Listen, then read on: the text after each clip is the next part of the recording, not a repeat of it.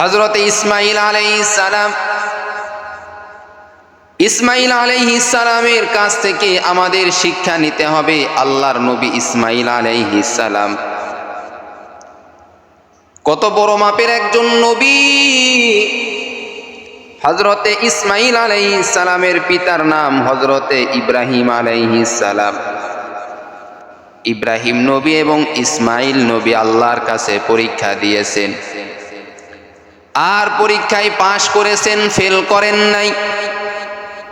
ইসমাঈল নবী পরীক্ষা দিয়েছেন, ইব্রাহিম নবী পরীক্ষা দিয়েছেন। তারা কত দামি নবী ছিলেন, কত দামি নবী ছিলেন। আল্লাহ তাআলা উম্মতি মুহাম্মাদের জন্য শিক্ষা স্বরূপ আল্লাহ তাআলা দিয়া দিলেন।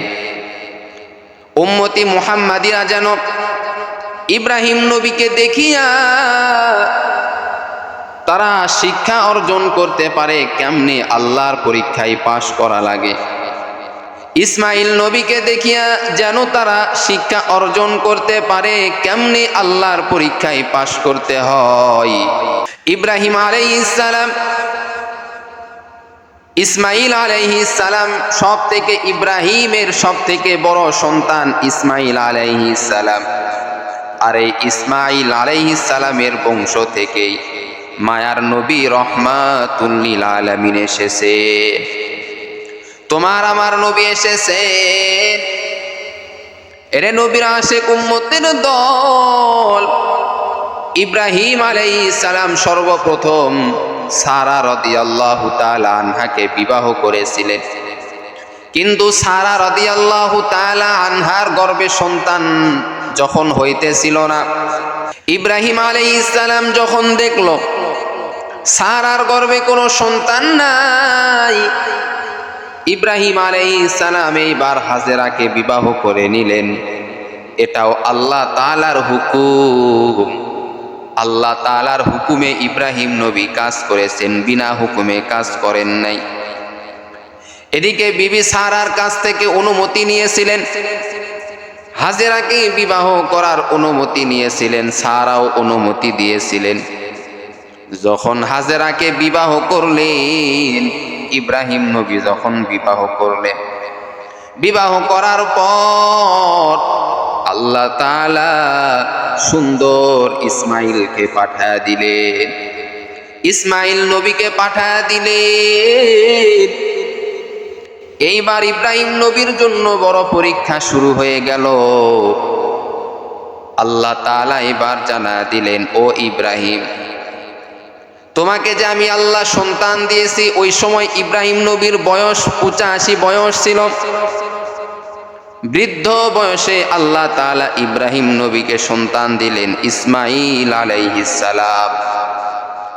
আল্লাহ তাআলা জানা দিলেন, ও ইব্রাহিম, এইবার তোমার পরীক্ষা শুরু হয়ে গেল।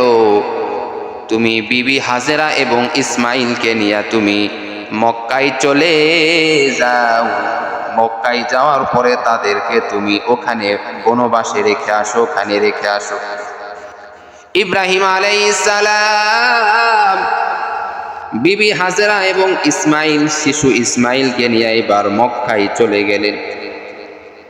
মক্কায় তাদেরকে একা একা রেখে আসলেন। ইব্রাহিম নবী বিবি এবং সন্তানের দিকে তাকাই। এইবার তাকানোর পরেও ইব্রাহিম নবীর কিছু আর করার নাই, কিচ্ছু করার নাই। ইব্রাহিম নবী এইবার একবার বিবির দিকে তাকাই, একবার সন্তানের দিকে ইসমাঈলের দিকে তাকাই। যেহেতু আল্লাহর হুকুম, আল্লাহর হুকুম আপনাকে মানতে হবে।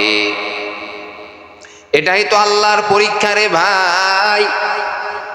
এরে মুমিন, ইব্রাহিম আলাইহিস সালাম বিবি হাজেরা এবং ইসমাঈলকে যখন মক্কায় রেখে আসলেন, এদিকে ইসমাঈল আলাইহিস সালামের বয়স যখন 14 বছর হয়ে গেল, ওই সময় আল্লাহ তাআলা ইব্রাহিম নবীকে স্বপ্ন দেখাইতেছেন, ও ইব্রাহিম,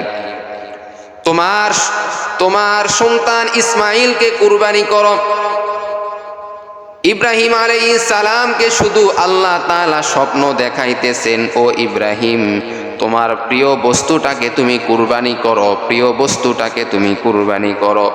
ইব্রাহিম নবীর আর বোঝার বাকি নাই, তার প্রিয় বস্তু হলো তার সন্তান ইসমাইল আলাইহিস সালাম। ইব্রাহিম নবী এবার বুঝতে পেরেছেন। ইব্রাহিম নবী এইবার বিবি এবং সন্তানের কাছে চলে গেলেন, গিয়া সন্তানকে ডাক দিয়া বললেন, ও সন্তান ইসমাইল, তোমার সঙ্গে আমার কিছু কথা আছে রে ইসমাইল। বলে, বাবা আপনি আমার সঙ্গে বলেন, কোনো বাধা নাই। ইব্রাহিম নবী জানায়া দেন, ও সন্তান ইসমাইল, আমি স্বপ্নের মাধ্যমে দেখতে পেলাম আমি তোমাকে কুরবানি করতেছি। তোমার মতামত কি বাবা? আমরা যদি হইতাম, আমাদের বাবা যদি বলতো তোমাকে কুরবানি করব, স্বপ্ন আমি দেখলাম, ওই সময় আমরা দৌড়াইয়া পালায়া যাইতাম। কিন্তু ইসমাইল বলল, বাবা আপনার টেনশন করা লাগবে না, আপনি যে স্বপ্ন দেখেছেন স্বপ্নটা বাস্তবায়ন করেন। নবীদের স্বপ্ন তো কখনো মিথ্যা হয় না রে বাবা। ও বাবা, আমি ইসমাইলকে ধৈর্যশীলদের মধ্যে পেয়ে যাবেন, আপনি অবশ্যই আপনার স্বপ্নটা বাস্তবায়ন করেন। ইব্রাহিম আলাইহিস সালাম এইবার সন্তানের মুখে এই কথা শুনে বড় খুশি, বড় খুশি। এত নেক সন্তান আমি পেয়েছি, এমন নেক সন্তান আমি পেয়েছি যা আমি যা বলি সেই কথাই আমার শোনে। ইসমাইলকে এইবার কুরবানি করার জন্য হাজেরার কাছে গেল, গিয়া বলল, ও বিবি আমার সন্তান ইসমাইলকে আমি কুরবানি করতে যাব, মিনায় উপর তাকায় আমি কুরবানি করব তাকে, ছুরিটা দাও, রশিটা দাও। মা এইবার যদিও মনের মধ্যে কষ্ট, কিন্তু আল্লাহর হুকুম অবশ্যই মানা দরকার। নবীরা তো আল্লাহর হুকুম মানবে, কারণ নবীরা দুনিয়া চায় না, নবীরা চায় হলো আখিরাতের শান্তি। এইবার ইব্রাহিম আলাইহিস সালাম এবং ইসমাইল আলাইহিস সালাম যাইতেছে মিনায় উপত্যকায় যাইতেছে কুরবানিটা বাস্তবায়ন করার জন্য। এদিকে শয়তান ইসমাইল নবীকে 3 বার ধোঁকা দিয়েছেন। 3 বার ধোঁকা দিয়া বলেন, রে ইসমাইল তুমি কি জানো, তুমি কি জানো তোমার বাবা তোমাকে কোথায় নিয়ে যাইতেছে? তুমি তো জানো না, তোমার বাবা তোমাকে কুরবানি করার জন্য নিয়ে যাইতেছে। ও ইসমাইল, এখনো সময় আছে, তুমি ফিরে আসো, আর তোমার বাবার সঙ্গে যাইও না, আর তোমার বাবার সঙ্গে যাইও না। এরে ইসমাইল, আর বোকামি তুমি করিও না। ইসমাইল এইবার শয়তানকে পাথর নিক্ষেপ করলো। ইসমাইল নবীকে শয়তান যে 3 বার ধোঁকা দিয়েছে, 3 বারই ইসমাইল আলাইহিস সালাম শয়তানকে পাথর নিক্ষেপ করেছেন, শয়তানকে পাথর নিক্ষেপ করেছেন। এরে আল্লাহর বান্দা, ইসমাইল আলাইহিস সালামও পরীক্ষায় পাশ করলেন, ইব্রাহিম নবীও পরীক্ষায় পাশ করলেন। যখন ইসমাইল আলাইহিস সালামকে এইবার কুরবানি করার জন্য যখন শোয়াইলেন, ইব্রাহিম আলাইহিস সালাম ছুরিটা নিয়া যখন এইবার ইসমাইল আলাইহিস সালামের গলায় যখন আঘাত করা শুরু করলো, এত জোরে আঘাত করতেছে, তারপরেও ইসমাইল আলাইহিস সালামের গলা কাটতে পারতেছে না, যেহেতু ওই ছুরির পাওয়ার একমাত্র আমার আল্লাহ দিয়ে থাকেন। আল্লাহ যদি ওই ছুরির পাওয়ার কমায় দেয়, কোনো মানুষের ক্ষমতা নাই ওই ছুরির মধ্যে ক্ষমতা দিবে, পাওয়ার দিবে। এরে নবীর উম্মতের দল, এইবার ইসমাইল বলে, বাবা আমার দয়া মহব্বত আপনার বেড়ে গেছে, ও বাবা আপনার চোখে আপনি কাপড় বেঁধে নেন, এরপরে যদি আপনি আমার গলায় যদি আপনি ছুরি চালান, তাহলে আপনার দয়া আর লাগবে না, আপনি সহজেই ছুরি চালাইতে পারবেন। কাপড় বেঁধে নিল ইব্রাহিম নবী, তারপরেও কোনোভাবেই কাটতে পারে না। আল্লাহর হুকুম হয়ে গেল, জিব্রাইল যাও, আর দেরি করবা না, আর দেরি করবা না। আমার ইব্রাহিম নবী এবং ইসমাইল নবী পরীক্ষায় পাশ করেছে, আর দেরি করবা না। দুজন পরীক্ষায় পাশ করেছে, সুবহানাল্লাহ। দুজন পরীক্ষায় পাশ করেছে। রে জিব্রাইল, জান্নাত থেকে দুম্বা নিয়ে যাও, ইসমাইলের জায়গায় ওই জান্নাতি দুম্বা তুমি শোয়া দাও।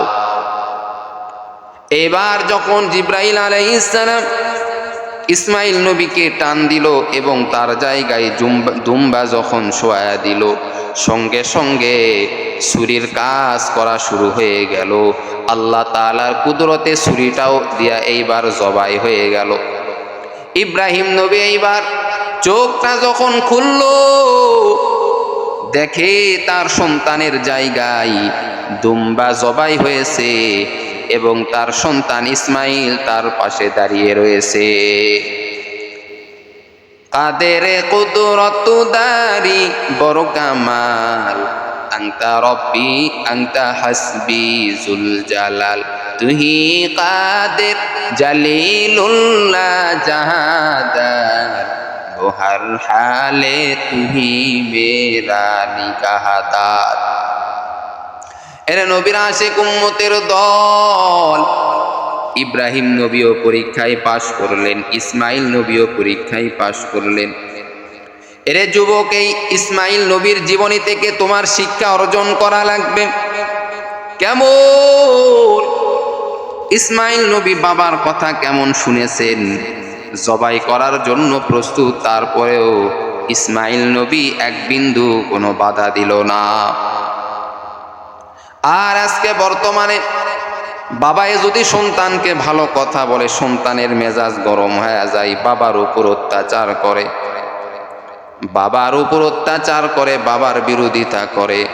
অথচ ইসমাইল নবী জানা দিলেন, ও দুনিয়ার যুবকেরা, বাবার নেক কথাগুলি শোনো, তোমার উপকার হবে। বাবায় যদি নামাজের কথা বলে নামাজ পড়ো, বাবায় যদি পর্দার কথা বলে পর্দা করো, বাবা যদি কোরআন পড়ার কথা বলে কোরআন পড়ো, এতে তোমার লাভ হবে, তোমার ক্ষতি হবে না।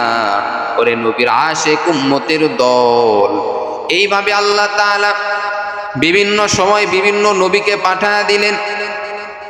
এদিকে আল্লাহ তাআলা ইব্রাহিম নবীকে আল্লাহ তাআলা পরীক্ষা করলেন, ইসমাইল নবীকেও পরীক্ষা করেছেন।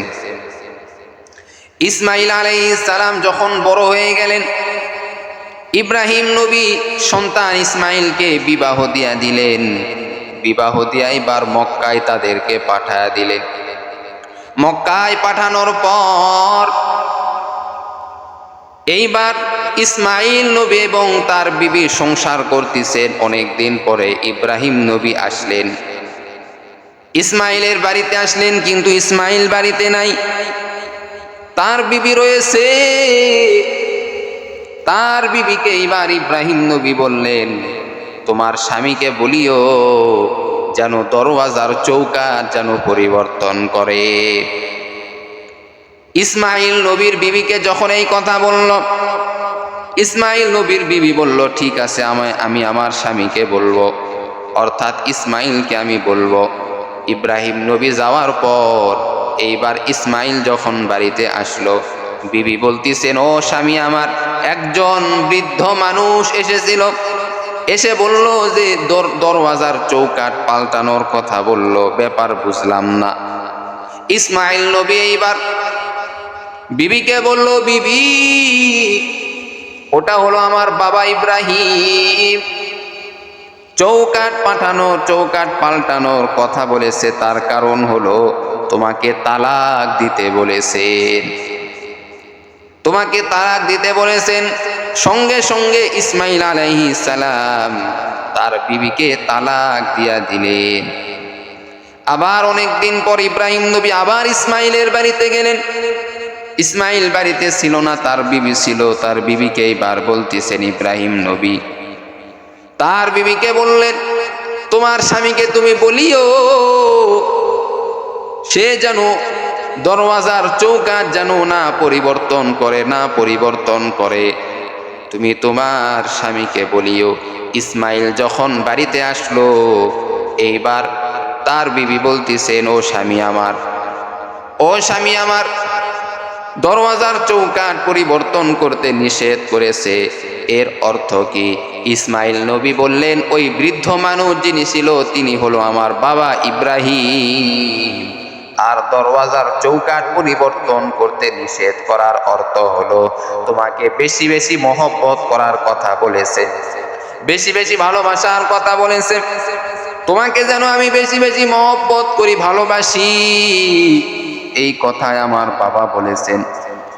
এরে নবীর আশেক উম্মতের দল, আল্লাহ তাআলা ইব্রাহিম নবীকেও পরীক্ষা করলেন, ইসমাইলকেও পরীক্ষা করলেন, আর দুজন তারা পরীক্ষায় পাশ করলেন, ফেল করে নাই।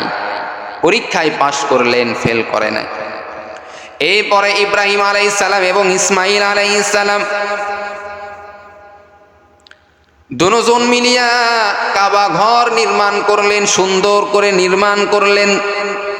দুজন মিলিয়া, বাবা এবং সন্তান দুজন মিলিয়া কাবা ঘরটা সুন্দর করে নির্মাণ করলেন।